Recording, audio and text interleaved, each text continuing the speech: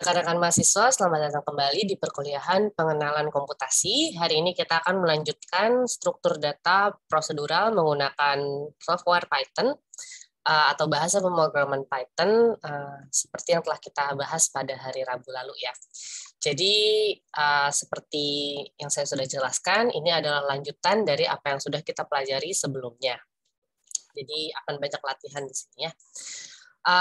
Tujuannya tentunya agar Anda bisa menjelaskan dan menggunakan ekspresi dan operasi yang berkaitan dengan tipe data gitu ya. Jadi operasi-operasi sederhana kayak sebenarnya juga sudah kita lakukan sebelumnya ya, ada pertambahan gitu kan, ada perkalian dan lain-lain. Lalu Anda bisa menjelaskan dan menggunakan aksi sekuensial dengan benar dalam program prosedural karena sequence itu penting ya dalam program, tapi nanti kita akan lihat mana yang kira-kira butuh sequence, mana yang nggak perlu sekuensial juga, nanti Anda akan lihat. Lalu yang jelas Anda harus sudah bisa membuat program kecil ya. Jadi kalau kemarin itu lebih banyak disuapinnya gitu ya, coba ini, coba itu, hari ini akan ada tetap yang disuapin, tapi nanti akan ada soal yang Anda harus coba bikin sendiri programnya. Gitu. Oke. Jadi pertama adalah ekspresi dulu ya. Ekspresi itu sebenarnya apa sih? Dia merupakan kombinasi dari satu atau lebih variabel, konstanta, atau operator gitu ya. Dan fungsi yang bermakna menurut aturan suatu bahasa pemrograman dan menghasilkan suatu nilai dari tipe tertentu gitu ya. Jadi itu ekspresi. Sementara kalau operator itu, jadi ekspresi itu satu kumpulan gitu ya, misalnya 1 tambah 1 itu satu ekspresi. Tapi kalau operator itu adalah fungsi standarnya, misalnya kayak tambah kurang gitu kan, itu operator. Negasi gitu kan, itu operator juga. Nah, struktur umum sebuah ekspresi itu biasanya ya kayak tadi saya bilang ya, operan 1 itu maksudnya adalah ya variabel kamu misalnya ya, A gitu kan ya, itu operan 1 kamu, operan 2 kamu itu B, operatornya misalnya tambah gitu kan. Jadi struktur umumnya ekspresi itu seperti itu. Hasil dari operasi bergantung pada tipenya gitu ya. Kalau tipenya integer pasti hasilnya integer. Kalau tipenya dua-dua integer ya hasilnya integer. Kalau float sama float ya float gitu kan.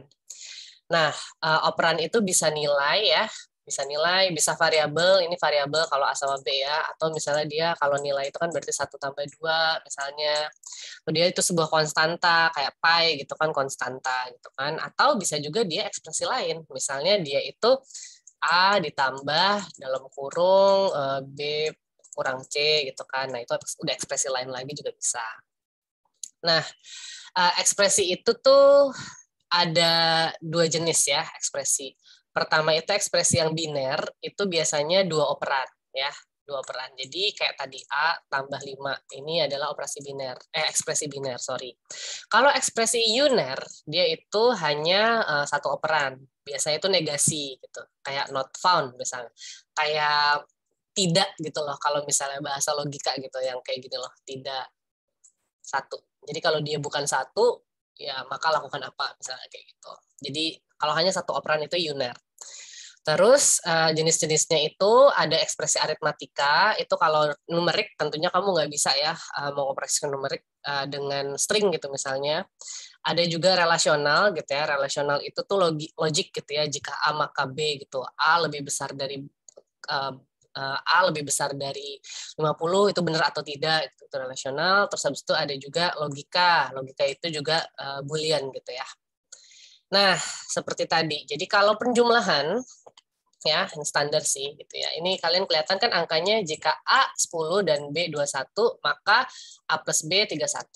Kalau pengurangan ya min 11 gitu kan. Tipe-tipenya ini semuanya bisa integer, bisa float, bisa integer. Perkalian juga bisa integer, bisa float.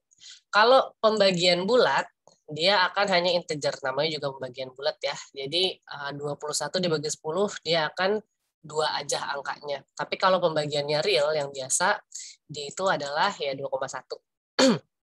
Lalu habis itu, kalau ini adalah modulo. Modulo itu adalah sisa hasil pembagian bulat. Itu integer juga. Jadi jangan salah ya, persen itu kalau di Python itu setidaknya kalau cara nulisnya seperti ini, itu ya artinya adalah sisa pembagiannya. Jadi kalau 21 bagi 10, kan tadi 2 gitu ya, sisanya 1 gitu. Dan kalau misalnya bintang 2 itu artinya pangkat. Jadi 10 pangkat 2 ya berarti 100 gitu ya.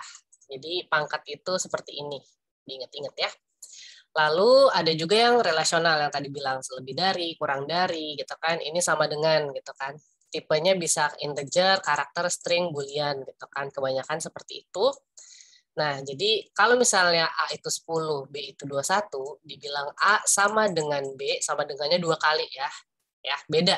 Kalau sama dengan itu kayak kita bikin variabel sama dengan apa gitu kan. Tapi ini sama dengannya sama dengan itu artinya kita sudah melakukan operator relasional. Jadi kalau A sama dengan B, false, salah ya. Tapi kalau A tidak sama dengan B, itu true. Terus habis itu A lebih kecil, lebih besar dari B nggak dia? A lebih besar dari B nggak? Salah kan? False. Kalau A lebih kecil dari B, true. Terus habis itu A kecil sama dengan B, itu kan? Salah. A kecil, gede sama dengan B, salah. A kecil sama dengan B, betul. Ini kalian langsung coba aja di Python-nya. Lalu ada juga yang tipenya logika, itu and, or, sama not gitu. Yang tadi saya bilang not gitu ya. Itu pasti dia boolean juga, true or false gitu loh. Jadi kalau misalnya N gitu ya, jadi kalau misalnya A itu benar, B itu salah. Kalau dia A N B gitu ya, tentu dia false. Karena benar dan salah jadinya salah. Tapi kalau OR gitu kan ya, nah setidaknya salah satu dari kedua operan binary itu maka menghasilkan true. Ini salah nih, harusnya dia true. Oke. Ya, kalau keduanya true maka true. Tapi kalau misalnya salah satu salah udah salah. Tapi kalau OR setidaknya salah satu dari itu true maka dia akan true ya. Ini harusnya true, sorry. Lalu kalau not itu artinya dibalik. Kalau not A berarti dia akan false. Oke. Nah, terus habis itu ada juga operator assignment gitu. Dia itu akan meringkas sebenarnya. Jadi kalau misalnya op sama dengan, dia itu kayak gini. Jadi meringkas A op B, dia akan jadi A op sama dengan B. Jadi gini, A ditambah nih, A ditambah B sama dengan A, itu bisa kamu singkat menjadi A plus sama dengan B gitu. Jadi A ditambah B sama dengan A gitu kan. Jadi A-nya adalah 31. Jadi A kali sama dengan B juga sama dengan A dikali B gitu. Jadinya A baru adalah 210. Tuh, A dikali sama dengan B. Itu ya, waktu operator maksudnya. Itu dulu, nanti kita akan masuk ke aksi sekuensial.